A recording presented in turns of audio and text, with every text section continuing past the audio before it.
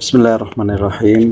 এক বোন প্রশ্ন রেখেছেন যে তিনি তার বাবা মায়ের পালক সন্তান, 14 দিন বয়সে তাকে দত্তক নেওয়া হয়, কিন্তু সে ওই মায়ের দুধ পান করেছে।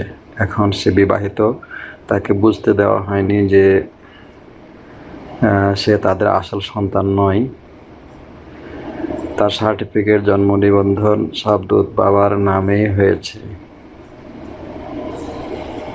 বিয়ের পর জেনেছে সন্তান নিজ পিতা ছাড়া কারো পরিচয় দিতে পারবে না, জাহান্নামে যাবে। এখন খুব ভয় লাগতেছে, উনি কিভাবে তার পরিবারকে কথা জানাবে, ওনার আইডি কার্ড কিভাবে পরিবর্তন করবে, পিতার নাম পরিবর্তন করবে, আর আসল পরিবারের সাথে কিভাবে সম্পর্ক রাখবে। দেখুন, আল্লাহ নবী সাল্লাল্লাহু আলাইহি ওয়াসাল্লাম বলেছেন যে মান দাআ লিগাইরি আবিহি ফাকাদ কাফারা, যে ব্যক্তি নিজের পিতা ব্যতীত অন্যকে পিতা বলে দাবি করবে বা পিতা বলে পরিচয় দেবে, সে কুফরি করবে। এটা কুফরি গুনাহ এবং এটা কাবিরা গুনাহ। তো এই গুনাহ করার জন্য ওই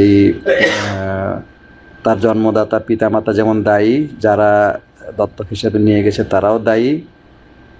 এখন এই মেয়েটা যখন জানতে পারলো যে এরা আমার আসল বাবা মা নয়, আমার আসল বাবা মা অমুক, তারপরও যদি তার দত্তক পালক বাবা মাকে বাবা মা বলে দাবি করে এবং পরিচয় দেয়, তাহলে সেও দায়ী হবে, সবাই তখন গুনাহগার হবে।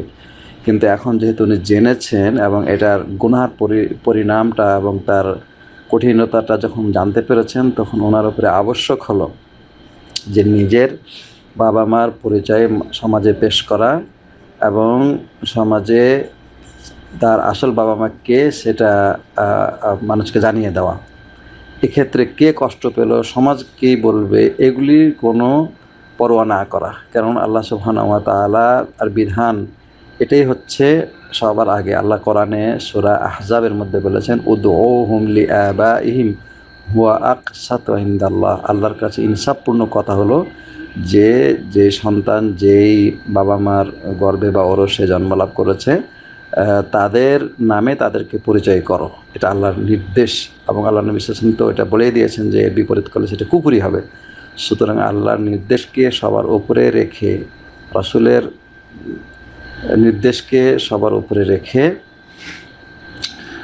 আমাদেরকে জীবন পরিচালনা করতে হবে এবং সমাজ কি বললো, কে কষ্ট পাইলো এবং কে খুশি হলো, এদিকে খেয়াল করা যাবে না বা এটাকে ভ্রুক্ষেপ করা যাবে না, পরোয়া করা যাবে না।